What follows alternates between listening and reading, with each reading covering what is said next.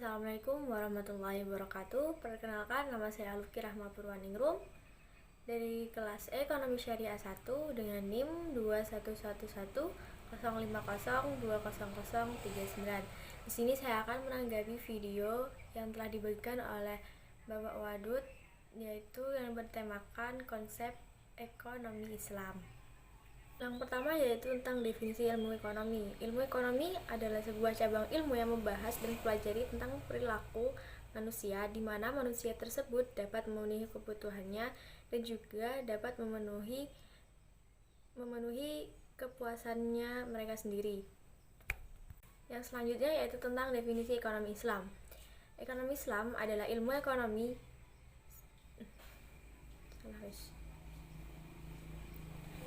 yaitu selanjutnya definisi tentang ekonomi Islam.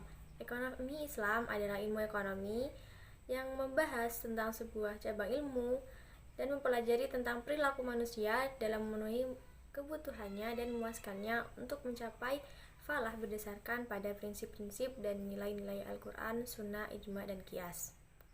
Itu ada dasar-dasar ekonomi Islam, di mana dasar-dasar ekonomi Islam yang pertama yaitu adalah tauhid atau keesaan Allah. Lalu yang kedua yaitu ada al-asyidik dan amanah, yaitu kejujuran dan tanggung jawab. Lalu yang ketiga yaitu ada mengakui hak milik individu dan umum. Lalu yang keempat itu ada adalah keadilan.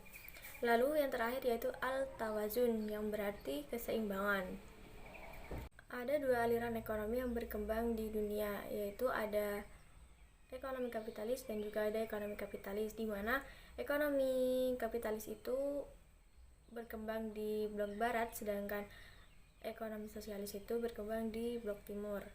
Lalu yang selanjutnya yaitu tentang perbedaan antara ekonomi Islam, ekonomi kapitalis, dan juga ekonomi sosialis.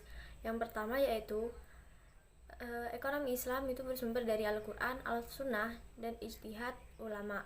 Sedangkan kapitalis bersumber dari pemikiran dan pengalaman manusia. Lalu yang selanjutnya yaitu sosialis, bersumber dari pemikiran dan pengalaman manusia. Lalu yang kedua yaitu ekonomi Islam itu dikontrol oleh syariat Islam. Sedangkan kapitalis itu kompetisi usaha bebas dan melahirkan monopoli. Sedangkan sosialis tidak terjadi mekanisme pasar dan tidak ada persaingan. Lalu yang selanjutnya yaitu yang ketiga adalah pengakuan kepemilikan individu dan umum secara nisbi, itu ekonomi Islam. Sedangkan yang kapitalis yaitu pengakuan kepemilikan individu secara bebas, dan yang sosialis yaitu tidak mengakui kepemilikan individu, semua alat produksi itu milik umum. Lalu ada yang kelima, yang keempat.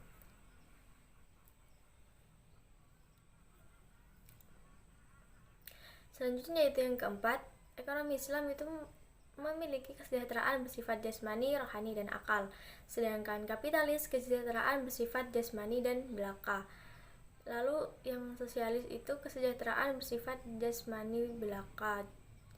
Lalu yang kelima yaitu yang kelima, di mana ekonomi Islam itu mekanisme pasar bekerja menurut maslahah, sedangkan kapitalis itu mekanisme pasar dibiarkan berjalan sendiri, sedangkan sosialis perekonomian itu dijalankan lewat perencanaan pusat oleh pemerintah.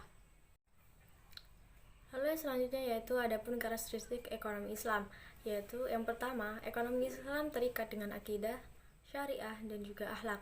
Lalu yang kedua, harta kepunyaan Allah dan manusia sebagai khalifah. Yang ketiga yaitu adalah larangan masyir, gharar, dan riba. Lalu yang keempat ada keadilan dan keseimbangan dalam melindungi kepentingan individu dan masyarakat. Lalu yang kelima yaitu keseimbangan antara keruhaniaan dan kebendaan. Lalu yang keenam ada bimbingan konsumsi. Lalu yang ketujuh ada petunjuk investasi, dan yang terakhir itu ada zakat. Yang selanjutnya yaitu prinsip-prinsip dari ekonomi Islam, yaitu bebas dari maghrib. Yaitu yang pertama ada riba. Riba adalah tambahan yang disyaratkan dan diterima pemberi pinjaman sebagai imbalan dari peminjam utang. Sementara merujuk pada Kamus Besar Bahasa Indonesia, istilah dari riba adalah bunga uang lintah darat atau rente. Lalu yang selanjutnya yaitu ada waror, di mana waror yaitu ketidakpastian dalam transaksi yang diakibatkan dari tidak terpenuhinya ketentuan syariah dalam transaksi tersebut.